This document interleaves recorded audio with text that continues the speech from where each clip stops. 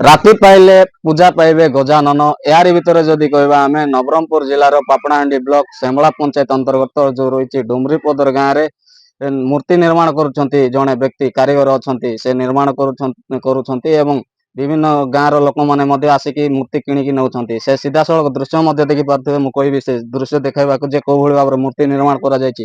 ଛୋଟରୁ ବଡ଼ ମୂର୍ତ୍ତି ତିଆରି କରାଯାଇଛି ଏବଂ ପୁରା ଚିତ୍ର ଆପଣମାନେ ମଧ୍ୟ ଦେଖିପାରୁଥିବେ। ଡିଜାଇନ ଚିତ୍ର କରାଯାଇଛି ଏବଂ ଯୋଉ ନିର୍ମାଣ କରାଯାଇଛି କୋଉଠି ନା କୋଉଠି ଲୋକଙ୍କୁ ମଧ୍ୟ ଆକୃଷ୍ଟ କରୁଛି ଏବଂ ଯୋଉ ମୂର୍ତ୍ତି ଯାକ ରହୁଛି ଗତକାଲି ମଧ୍ୟ ଗୋଟେ 8 ରୁ 10 ଫୁଟର ମୂର୍ତ୍ତି ମଧ୍ୟ କିଣିକି ନେଇଛନ୍ତି ବରିଗୁମା ବୋଲିକି ଯାହା ସୂଚନା ରହିଛି। ଏବଂ ଆମ ସହିତ ଅଛନ୍ତି ଯେ କାରିଗର ଅଛନ୍ତି, ତାଙ୍କ ସହିତ ଆଲୋଚନା କରିବା, ଅଧିକ ଆଲୋଚନା କରିବା ଯେ କୋଉ ଭଳି ଭାବରେ ନିର୍ମାଣ କରୁଛନ୍ତି, କେତେ ଦିନ ହବ ସେ ନିର୍ମାଣ କରୁଛନ୍ତି, ତାଙ୍କ ସହିତ ଆଲୋଚନା କରିବା। ସାର୍, ତ ଆପଣଙ୍କୁ ସ୍ୱାଗତ କରୁଛି ବଡ ଖବରକୁ।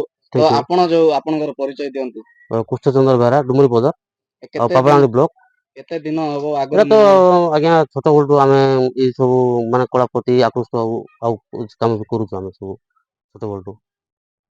ତ କଣ କେମିତି ଆପଣ ଏଇ ନିର୍ମାଣ କାର୍ଯ୍ୟକୁ ଆପଣ ଆପଣାଇଲେ କଣ କହିବେ? ନାଇଁ ଦେଖନ୍ତୁ, ଆମେ ଯଦି କହି ବସିବା ଏଇଟା ଆଉ କଳାକୁ ନେଇକି ଆମେ ପେଶା ବୋଲି ଆମେ ମନେ କରୁନୁ କେହି ବି। ଆଉ ଯୋଉ ବି କଳାକାର ଭାଇମାନଙ୍କୁ ମଧ୍ୟ ମୁଁ କହୁଛି ଯେ କଳାକୁ କେବେ ବି ନିଜର ନିଶା ବୋଲି ଯଦି ଆମେ ଭାବିକି ଯିବା ଆଗକୁ ବହୁତ ମାନେ ଆଗକୁ ଯିବା ଆଉ ବହୁତ କିଛି ଉନ୍ନତି କରିପାରିବା। କଳା ମାନେ ଆମେ ବଞ୍ଚେଇକି ରଖିପାରିବା। ପେଶା ଯଦି ଭାବିବେ କଳାକାର ଜଣେ ଯଦି ମାନେ ଏମିତି ଯେକୌଣସି କଳାକାର ବି ହଉ ଯଦି ପେଶା ତାଙ୍କ ମୁଣ୍ଡରେ ନେବେ ସେ କ୍ଷଣ ଆଜ୍ଞା। ଯୋଉ ନିର୍ମାଣ କରୁଛନ୍ତି ଏଇଟା କେତେ ବର୍ଷ ହବ ଆପଣ ନିର୍ମାଣ କରୁଛନ୍ତି? ଏଇଟା ତ ମୁଁ ଛୋଟ ବେଳୁ ମାନେ ଯେତେବେଳେ ମୁଁ 7th କ୍ଲାସ୍ ପଢ଼ୁଥିଲି ସେତେବେଳଠୁ ମୁଁ ଷ୍ଟାର୍ଟ କରିଥିଲି କାମ। ମାନେ ସେତେବେଳେ ବି ଟିକେ ଟିକେ ଏମିତି ମାଟି ମୁଁ କାମ କରୁଥାଏ, କିନ୍ତୁ ମୁଁ ପେଣ୍ଟିଂ ବି କରେ ଆଉ ଷ୍ଟିଚିଂ କାମ ବି କରେ ଆଉ ମୁଁ ମାଟି କାମ ବି କରେ, ମୁଁ ଆଉ ଫାଇବର କାମ ବି କରେ। ଏ ଯୋଉ ଚଳିତ ବର୍ଷ ଆପଣ ଯୋଉ ନିର୍ମାଣ କରୁଛନ୍ତି ଚତୁର୍ଦ୍ଧା ମୂର୍ତ୍ତିଙ୍କ ଯୋଉ ନିର୍ମାଣ କରୁଛନ୍ତି, ତ କେତେ ଦିନ ହବ ଏଇ ନିର୍ମାଣ କାର୍ଯ୍ୟ କରୁଛନ୍ତି? କେତେ ମୂର୍ତ୍ତି ନିର୍ମାଣ କଲେଣି? ଦେଖନ୍ତୁ, ଆମେ କହିବାକୁ ଗଲେ ତ ଏଇଟା ଆମର 2 ମାସ କମ ସେ କମ ଆମେ ଷ୍ଟାର୍ଟ କରୁ। 2 ମାସ ଷ୍ଟାର୍ଟ କରୁ ଆଉ 2 ମାସ ଭିତରେ ଯାହା କିଛି ହବ ମାନେ 100-200 ମୂର୍ତ୍ତି ସବୁ ଆମେ ଅର୍ଡର ନେଇକି କରୁ ଆଉ ନିଜ ବି କରିଥାଉ। ତାପରେ ଅଟୋମେଟିକ ଆମର ଯୋଉ ପୂଜା ସମୟରେ ସବୁ ସେଲିଂ ହେଇଯାଏ। ଏଇ ଯୋଉ ଏଇ ବର୍ଷ ଚଳିତ ବର୍ଷ ଯୋଉ ନିର୍ମାଣ କରୁଛନ୍ତି କେତେ ମୂର୍ତ୍ତି ନିର୍ମାଣ କରୁଛନ୍ତି କଣ କହିବେ? ଏ ବର୍ଷ ତ ଆମେ ମାନେ ବଜେଟ ଅନୁସାରେ ଆମର ସେମିତି ଆର୍ଥିକ ସହାୟତା ମାନେ ଆମର ନିଜର କିଛି ଇଏ ହେଲା ନାହିଁ ଆଉ ଏ ବର୍ଷ କମ କରିଛୁ। କେତେ ଖଣ୍ଡ ନିର୍ମାଣ?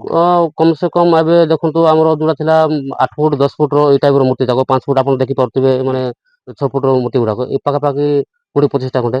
ତାପରେ ଛୋଟ ଗୁଡାକ ବି ହେଇଛି ସେଭଳିଆ ଗୋଟେ 30ଟା ଖଣ୍ଡେ। ଆଉ ସବୁଠୁ ଛୋଟ ମୂର୍ତ୍ତି ବି ହେଇଛି ପାଖାପାଖି 200 ଖଣ୍ଡେ। କେତେ ଫୁଟରୁ କେତେ ଫୁଟ ନିର୍ମାଣ ଦେଖନ୍ତୁ ଆମର ତ ଏଇଠି ହଉଛି ଯେ 7 ଇଞ୍ଚରୁ ଷ୍ଟାର୍ଟିଂ ଆଜ୍ଞା। 7 ଇଞ୍ଚରୁ up to 15 foot 8 foot 10 foot ଏମିତି ଚାଲେ। ଗତକାଲି ମଧ୍ୟ ଗୋଟେ ମୂର୍ତ୍ତି ଥିଲା ଯୋଉ ଗଣେଶ ମୂର୍ତ୍ତି ନିର୍ମାଣ କରାଯାଇଥିଲା, ତ ସେଇଟା ଆଜି ଦେଖିଲା ବେଳକୁ ନାହିଁ। ଆଉ ସେଇଟା କୋଉଠି ଗଲା କଣ? ସେଇଟା ତ ବରିଗୁମା ଏଠୁ ଯାଇଛି ଆଉ ସେଟା ବି ମାନେ ବହୁତ ବଡ ଥିଲା ମୂର୍ତ୍ତି, ଯୋଉଟା କି 12 ଫୁଟ ହାଇଟ୍ ଥିଲା। ଆଉ ସେ କାଲି ରାତିରେ ସେଟାକୁ ନେଇଛନ୍ତି। କେତେ ଫୁଟର ଥିଲା ଆଉ କେତେ ଟଙ୍କାରେ ସେଇଟା?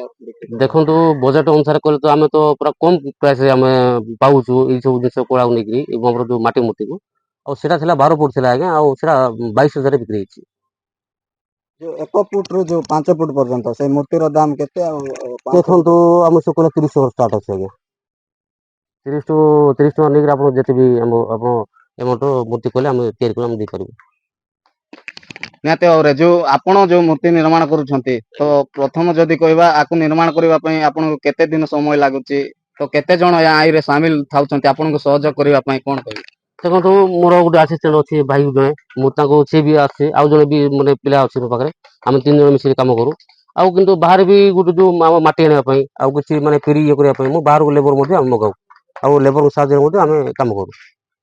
ନିହାତି ଭାବରେ ଯଦି ଆମେ ଦେଖିବା ଏଇ ମୂର୍ତ୍ତି ଯୋଉ ରହିଛି ଏଇ ମୂର୍ତ୍ତିର ଦାମ କେତେ କଣ କହିବେ? ସେ ଦେଖନ୍ତୁ ଆଜ୍ଞା, ଏଇଟା ତ 6.5 ଫୁଟ ଅଛି ଆଉ ଏଇଟା ଆମର 10,000 ଯାଉଛି ଆଜ୍ଞା। 10,000 ଆଜ୍ଞା। ଆଉ ଏଇ ମୂର୍ତ୍ତି ଯୋଉ ରହିଛି ଏଇ ମୂର୍ତ୍ତିର ଦାମ କେତେ କଣ କହିବେ? 4,000। ଏଇଟା 4,000 ଯାଉଛି। ସେଟା ଆଜ୍ଞା 7,700। ସିଏ 5,000 ଟଙ୍କା। ତାପରେ ରହିଲା ଆପଣ ସେଟା ଯୋଉ ବସିଛି ସେଟା 5,500 ଆଜ୍ଞା। ତାପରେ ସେଟା ବି ସେ 5,000 ରେଞ୍ଜରେ। ସେ 8,000 ଆଜ୍ଞା। ତାପରେ ସେଇଟା ତ ନିର୍ମାଣ ହେଇନି, ଚାଲିଛି ସେଟା ଚାଲିଛି। ଆଜ୍ଞା। ତାପରେ ଆଉ ଗୋଟେ ଏଇ ମୂର୍ତ୍ତି ଯୋଉ ରହିଛି ଏଇ ମୂର୍ତ୍ତିର ଦାମ କେତେ? ଏଇଟା ଆଜ୍ଞା 12,000 ଯିବ ଏଟା। 12,000। ଆଜ୍ଞା। ଆଉ ଏଇ ଯୋଉ ରହିଛି ଏଇଟା ଆଜ୍ଞା କାମ ହେଇନି, ଏବେ କାମ ହବ ଆଉ। ନିହାତି ଭାବରେ ଶୁଣି ପାରୁଥିଲେ ଯୋଉଭଳି ଭାବରେ ପ୍ରତିଶ୍ରୁତି ପ୍ରତିକ୍ରିୟା ରଖୁଥିଲେ କୋଉଠି ନା କୋଉଠି ନିହାତି ଭାବରେ ନିର୍ମାଣ କରୁଛନ୍ତି। ସେ ମଧ୍ୟ ଗୋଟେ କଳା ଆପଣାଇଛନ୍ତି, ଯାହାକି ନିଶ୍ଚିନ୍ତ ଭାବରେ ଗୋଟେ ସ୍ୱାଗତ ପଦକ୍ଷେପ। ଏଭଳି ଆଗ୍ରହ ନିଶ୍ଚିନ୍ତ ଭାବରେ ଆଗ କଳାକୁ ଜାରି ରଖିବାର ଆବଶ୍ୟକ ରହିଛି। ଏବଂ ଆମ ସହିତ ଆଉ ଜଣେ ଭାଇ ଅଛନ୍ତି, ତାଙ୍କ ସହିତ ମଧ୍ୟ ଆଲୋଚନା କରିବା।